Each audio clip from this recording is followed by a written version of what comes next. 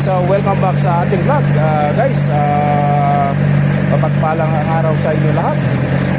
Diyos daw daw magaling ang aming nawawagin kay Banagyo. Ngayon paghal daw ka na kayo aming kalapsat po kay Lucano. Welcome back sa ating vlog na si Kuya Agustin Adventure. Guys, dito tayo ngayon sa Apagamis. Ito, kararating lang natin. Ang time arrival natin na 1:30. Pero hinapit natin ng biyahe sa daan. Kaya ito, maaga tayo nakarating ngayon. Nakarating tayo rito alas 10:20 na ng umaga. Ngayong umaga na to, araw ng September 25, 2025. So ngayon, dito tayo guys, pinarking ko na ang ating truck. Ito guys, nakaparking na ang ating truck dito sa Discarahan. Ang karga dyan guys gatas. Ayan, pinarking ko na dyan guys. Kaparking nito para mamaya ay pag dumating na yung didiskarga na lang. So habang nakaparking na ganyan guys, iniikutan ko yan yung ating trailer, pati yung mga gulong, tractor head. Yan ang tinitignan ko, yung mga tornilyo na yan, yung merong lumuwag na stud, lalo na itong diesel tank ng river, ito laddinger, itong barrier, kung merong mga kalog sa daan, lalo na itong reserva, kailangan na check yan guys. Kinek-check ko palagi yan, yung reserva na yan, kasi mahirap na baka malaglagan tayo. At itong trailer ng gulong ng trailer, single axle. At yan oversize. Yan ang lalo ko rin yan ang tinitignan ko habang nagmamaneho ako, sinisilip-silip ko yan sa gilid. Kasi hindi mo malalaman yan pag yan sumabog o kaya na-flat, na durog na yung gulong, magtalsikan yung mga gulong. Good. Yan ang tinitingnan ko rin yan, lalo na yung mga stud nito, yung mga tornilyo yan, mainit to. Mainit guys, mainit.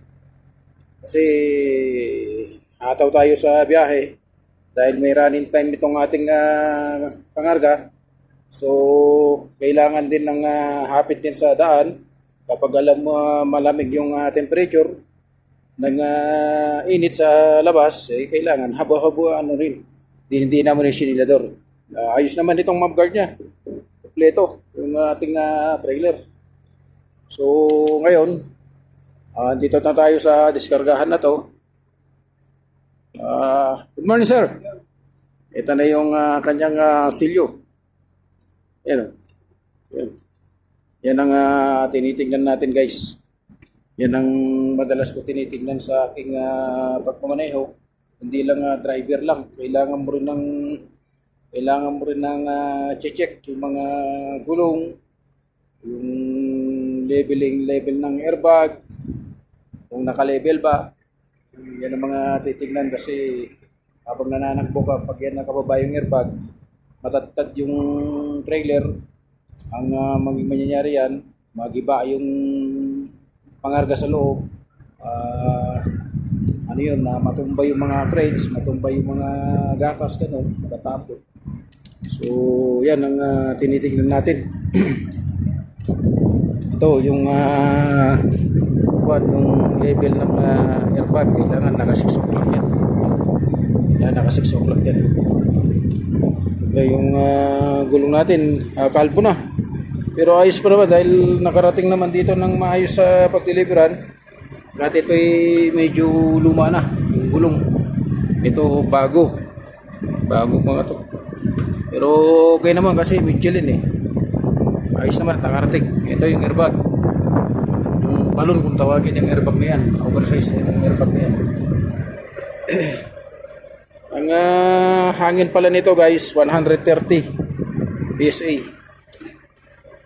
yung gauge, per gauge niya.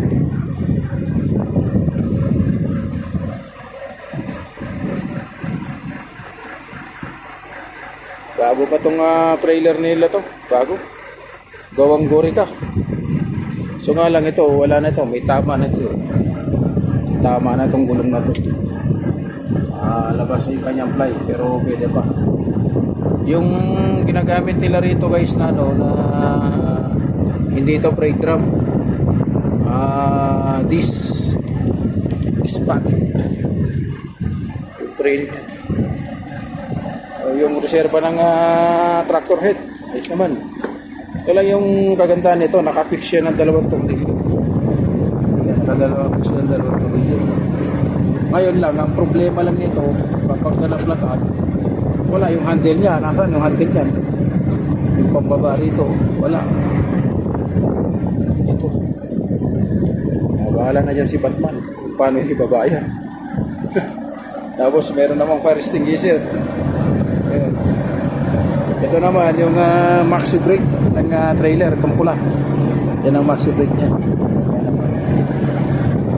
So, itong diesel tank ng repair, dalawa pala yung ano.